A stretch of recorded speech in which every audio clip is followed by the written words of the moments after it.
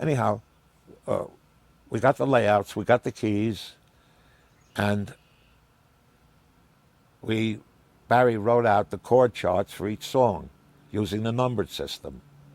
They don't use the regulation indication for chords, A, B flat, whatever. It's 1 to 7, and it's a system they use down there. And of course, it has one tremendous advantage that you can transpose just by opening your mouth. There's nothing you have to rewrite because it's all a numerical relationship.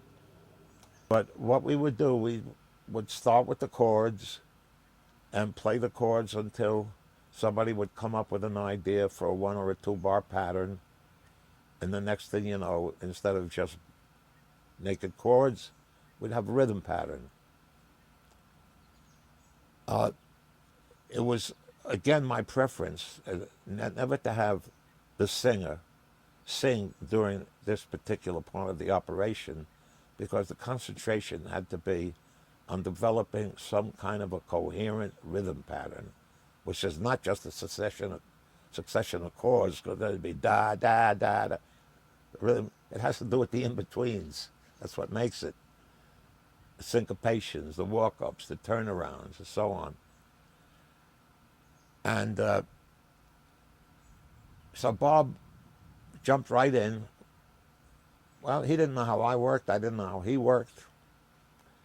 And he played every minute of the first day. And we only got one song done, and it was all wrong because we didn't have the opportunity to develop good rhythm tracks that would be appropriate for his voice to be over. There were two things. I didn't want him necessarily to play on every track, and I certainly didn't want him to sing on every pass until we had developed something. So that we had rented a house for Bob and the musicians to stay in, and I believe I stayed there too. And when we went back to the house that night to play this one song that we had done, it was like rigor mortis. Death warmed, though it was horrible. And now I'm starting to get a very sinking feeling because, like, you never know. So the next day, I had a talk with Bob, and we worked out what I thought was a very interesting MO. In the first place, Bob likes to participate in the formulation of the music. He wants to hear himself, he wants to hear the other musicians. So we agreed that he didn't have to sing until an appropriate moment. And so what I did, because he didn't like the idea of working with phones and isolation and so on, because he wanted to hear everybody, I said, okay. We gathered all the musicians together with Bob in a small circle right in the middle of the floor. And I had the engineer run a 1/4-inch monotape. And I said, okay, first song. They started to play. They could all hear each other. They could feel each other. Next thing you know, they were hitting into a groove. After a while, I knew that we had the potential for the first track, okay. At which point, we put everything back in isolation. We put the amps in isolation. We put the go-wos up around the drums, separated everything.